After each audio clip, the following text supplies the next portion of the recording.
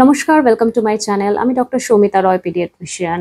আজকে আমরা আলোচনা করব বাচ্চাদের হ্যান্ড ফুট মাউথ ডিজিজ নিয়ে। তো আপনারা সবাই জানেন যে এই রোগটা এই মোমেন্টে প্রচন্ড বেশি পরিমাণে হচ্ছে। প্রত্যেক ঘরে ঘরে বাচ্চাদের এই রোগটা হচ্ছে এবং আমাদের চেম্বারেও বহু বাচ্চা আসছে হ্যান্ড ফুট মাউথ ডিজিজ নিয়ে। তাই জন্যই আমার আজকের এই ভিডিওটা রাখা। এই ভিডিওতে আমি যেটা বলবো যে এই রোগটা আসলে কি, কি দিয়ে রোগটা হয় এবং এই রোগটা হলে আপনার বাচ্চার কি কি উপসর্গ হবে বা আপনারা কিভাবে বুঝবেন যে আপনার বাচ্চার হ্যান্ড ফুট মাউথ ডিজিজ হয়েছে। এবং লাস্টে আমি অবশ্যই ট্রিটমেন্ট বলবো, বাড়িতে আপনারা কিভাবে আপনাদের বাচ্চার কেয়ার নেবেন। এবং এই ডিজিজটা নিয়ে মা বাবাদের মধ্যে বিভিন্ন ধরনের কনফিউশন বা ডাউট আছে আমি জানি, সেগুলো আমি আজকে এই ভিডিওতে ক্লিয়ার করে দেবো। এবং লাস্টে অবশ্যই কিছু টেক হোম মেসেজ দেবো, যেটা আমি সবসময় দিয়ে থাকি। সুতরাং ভিডিওটাকে পুরোপুরি দেখবেন এবং অবশ্যই শেয়ার করবেন এবং চ্যানেলটিকে সাবস্ক্রাইব করে রাখবেন, যাতে কিনা পরবর্তীকালে আপনারা এই রিলেটেড ইনফরমেশনগুলো মিস না করেন। তো প্রথমেই বলি, এই হ্যান্ড ফুট মাউথ ডিজিজ রোগটা কি। এটা কিন্তু একটা ভাইরাল রোগ। একটা কক্সাকি A16 বলে একটা ভাইরাস আছে, যেই ভাইরাস দিয়ে বাচ্চাদের এই রোগটা হয়। তো এই রোগটা কিভাবে হয় সেটা আমি বললাম। তো কিভাবে ছড়ায়, রোগটা কিন্তু প্রচন্ড একটা ছোঁয়াচে রোগ, যেটাকে আমরা কন্টেজিয়াস ডিজিজ বলি। মানে বাচ্চাদের প্রচন্ড বেশি পরিমাণে রোগটা ছড়াতে পারে। কিভাবে ছড়ায়, ধরুন আপনার বাচ্চার র্যাশ বেরিয়েছে। আপনার বাচ্চার র্যাশগুলো যদি কোনো অন্য বাচ্চা যদি কোনো টাচ করে, তাতে কিন্তু হয়ে যেতে পারে। বা আপনার বাচ্চা যে খেলছে, একটা খেলনা নিয়ে ধরুন খেলছে, তো ওই খেলনাটা শেয়ার করছে, টয় শেয়ারিং যেটা হয় বাচ্চাদের মধ্যে। অন্য একটা বাচ্চা ওই খেলনাটা শেয়ার করলো এবং সে বাচ্চাটা আবার মুখের মধ্যে হাত দিল, যেটা খুব কমন বাচ্চাদের মধ্যে হয়েই থাকে। তো শেয়ারিং টয়েস এইসব থেকেও কিন্তু রোগটা ভীষণ পরিমাণে ছড়ায়, স্যালাইভা থেকে রোগটা ছড়ায়। সুতরাং আপনাদের এই জিনিসটা মানে মাথায় রাখতে হবে যে রোগটা প্রচন্ড হাইলি একটা কন্টেজিয়াস রোগ। আপনার একটা বাচ্চার হলে আরেকটা বাচ্চা যদি বাড়িতে থাকে, তারও হয়ে যাওয়ার চান্স অসম্ভব পরিমাণে বেশি। তো এই রোগটার উপসর্গটা কি, তো যেটা আপনারা নামেই বুঝতে পারছেন, hand foot mouth disease, right? তো হ্যান্ড মানে হাত, ফুট মানে পা এবং মাউথ মানে মুখ। তো এই তিনটে জায়গায় শরীরের কিন্তু র্যাশ বেরোয়, মানে বিভিন্ন ধরনের গোটা বেরোয় এবং অনেক সময় গোটাগুলোতে জলও ভরে যায়। তাই জন্যই কিন্তু এই রোগটার সাথে চিকেন পক্স বা বসন্তগুটি যেটা বলে, এটার প্রচন্ড পরিমাণে সিমিলারিটি আছে। মানে সিমিলারিটি বলবো না, কনফিউজড হয়ে যায় লোকে। হ্যান্ড ফুট মাউথ ডিজিজ হলে অনেকেই ভাবে যে বাচ্চার হয়তো চিকেন পক্স হয়েছে, সেটা কিন্তু নয়। তো এই তিনটে জায়গায় সব থেকে বেশি পরিমাণে র্যাশ হয় এবং হিপস রিজিয়নেও খুব বেশি র্যাশ হয়, পিঠের মধ্যে র্যাশ বেরোয়। তো আর এই যে র্যাশ ঠিক বলবো না, যে গোটা গোটাগুলো যেগুলো বেরোয়, এগুলো কিন্তু প্রচন্ড পরিমাণে পেনফুল হয়, বাচ্চাদের কিন্তু প্রচন্ড পরিমাণে ব্যথা করে। তো বেসিক্যালি হাতের যে আমাদের তালুটা হয়, হাতের চাটুতে র্যাশটা বেরোয় এই জায়গাটা। পায়ের তলায় র্যাশটা বেরোয়, আপনারা দেখতে পারবেন। এবং দেখবেন হিপ রিজিয়নে পাছার জায়গাটাতে অনেক কটা র্যাশ বেরিয়ে গেছে।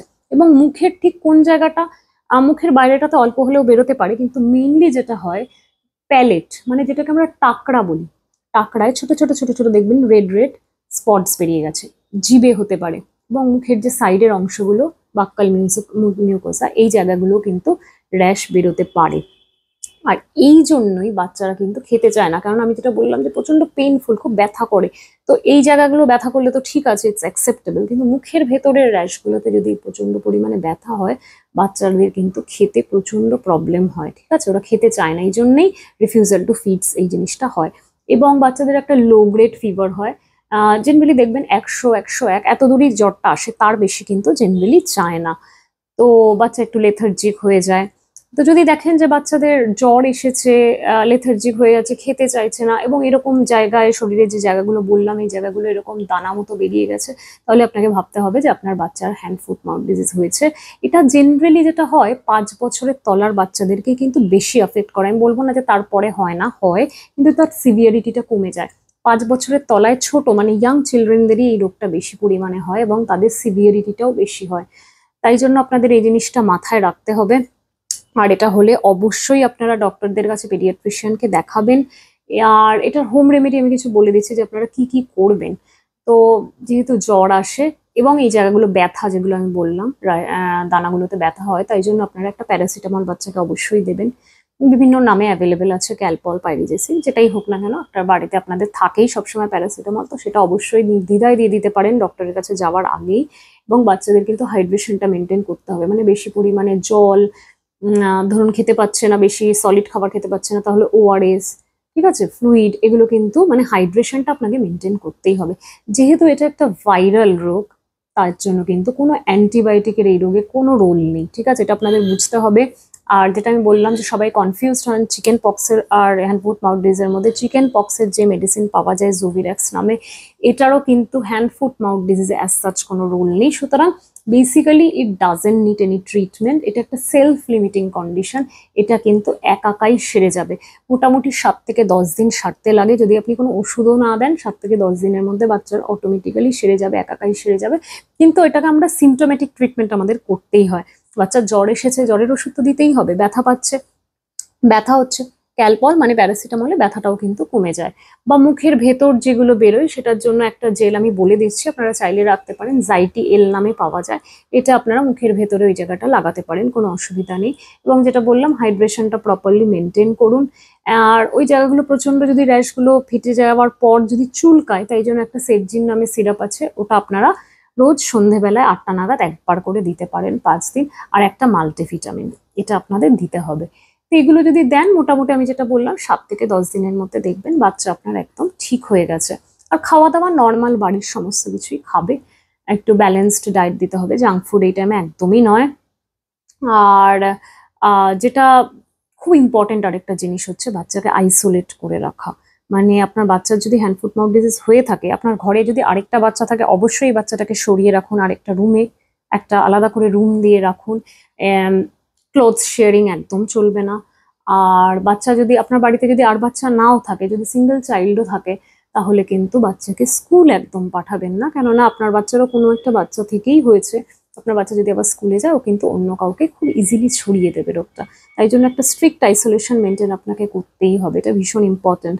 আর যেটা আমি বললাম যে অনেক মা বাবার এটা নিয়ে অনেক রকমের ডাউটস থাকে, যে ম্যাডাম এটা কি আমার বাচ্চা কি চিকেন পক্স হয়েছে, সেটা আমি ক্লিয়ার করে দিয়েছি, না চিকেন পক্স এটা নয়।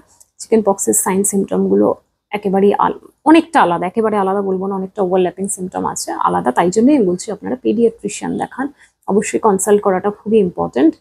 আর অনেকে জিজ্ঞেস করেন যে একবার হয়েছে, ধরুন আপনার বাচ্চার আগের বছর হয়েছে, এই বছরও ধরুন আবার হয়েছে, তো আপনাদের মনে এটা ডাউটটা থাকে যে আগের বছর হলো আবার এই বছর, এটা কি হতে পারে, দু তিনবার কি হতে পারে? হ্যাঁ হতে পারে, কেননা ভাইরাসের বিভিন্ন ধরনের স্ট্রেন দিয়ে এই রোগটা হয়, তাই জন্য এটা কিন্তু রিপিট হতে পারে। আর কিছু জনের অবশ্যই জিজ্ঞাসা থাকে যে ম্যাডাম আমার বাচ্চাকে আমি তো যথেষ্ট পরিমাণে কেয়ার নিচ্ছি, আমার কি হয়ে যেতে পারে? মানে অ্যাডাল্টদের কি এটা হয়? অ্যাডাল্টদের কম হয়, কিন্তু হতে পারে, সিভিয়ারিটিটা অনেকটাই কম থাকে। যেটা আমি বললাম, ইয়াং চিলড্রেন বিলো 5 ইয়ার্স এদেরই ক্ষেত্রে বেশি পরিমাণে হয়। তাহলে হ্যান্ড ফুট মাউথ ডিজিজের টেক হোম মেসেজগুলো কি, তাহলে একটু বলে দিই। ফার্স্ট হচ্ছে, আপনার বাচ্চার যদি এই রোগটা হয়, অবশ্যই স্ট্রিক্ট আইসোলেশন মেনটেন করবেন, বাচ্চাকে অন্য বাচ্চার সাথে খেলতে দেবেন না। সেকেন্ড ইম্পর্টেন্ট জিনিস হচ্ছে, যদি হয় আমি যে এই মেডিসিনগুলো বললাম, প্যারাসিটামল, হাইড্রেশন, একটু সেট্রিজিন দিতে পারেন, একটা মাল্টিভিটামিন দিয়ে দিন। অযথা বাচ্চাকে অ্যান্টিবায়োটিক দেবেন না, একদমই দেবেন না। থার্ড হচ্ছে, একটা ব্যালেন্স ডায়েট মেনটেন করুন এই টাইমে, কেননা একটু ইমিউনিটিটাও লো হয়ে যায় বাচ্চাদের, তাই জন্য একটা ব্যালেন্স ডায়েট মেনটেন করাটা খুব ভীষণ পরিমাণে ইম্পর্ট্যান্ট। ফোর্থ হচ্ছে, এই যে রোগটার কি কোনো ভ্যাকসিন আছে? না, এই রোগটার কোনো ভ্যাকসিন নেই, আপনাদের এমনি প্রপার সবসময় হ্যান্ড ওয়াশিং, এগুলোই খুব ইম্পর্ট্যান্ট। আর ফিফথ হচ্ছে, আপনার বাচ্চার যদি হয়, আর আপনি যদি আপনার বাচ্চার প্রাইমারি কেয়ার গিভার হন, আপনি যদি বাচ্চাকে সবসময় কেয়ার নিচ্ছেন, তাহলে কি করবেন, যখন আপনি ওই জায়গাগুলো ধরছেন, ওই র্যাশগুলো ধরছেন, সাথে সাথে আপনার যেটা করণীয় হচ্ছে, হ্যান্ড ওয়াশটা কিন্তু প্রপারলি করে নিতে হবে, না হলে আপনার হাত থেকে আবার আপনি নিজেও ভুল করে হয়তো একবার মুখে হাত দিয়ে দেবেন, আপনারও হয়ে যেতে পারে। এই জিনিসগুলো যদি ফলো করেন, আমার মনে হয় আপনার বাচ্চারা ঠিকই থাকবে, সুস্থ থাকবে। আর অযথা এই রোগটাকে নিয়ে আতঙ্কিত হবেন না, কেননা কিছু রেয়ার কমপ্লিকেশনস হয় না বলবো না, কিছু রেয়ার কমপ্লিকেশনস আছে, কিন্তু সেটা আমি যেটা বললাম খুব রেয়ার, খুব কমনলি কিন্তু হয় না, তাই জন্য অযথা আতঙ্কিত হওয়ারও কোনো দরকার নেই। সো আজকে এই পর্যন্তই, আবার দেখা হবে আরো নতুন ইম্পর্টেন্ট ইনফরমেশন নিয়ে। থ্যাংক ইউ, ভালো থাকবেন।